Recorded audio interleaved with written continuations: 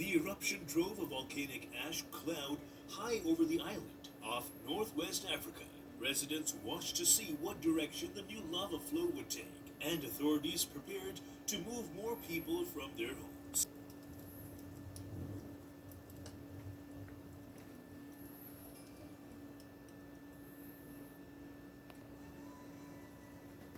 New fissures and side vents cracked open along the volcano's slopes over the weekend, allowing more molten rock to escape. One main river of lava has already reached the Atlantic Ocean, and another ground to a halt when it entered a built-up coastal neighborhood.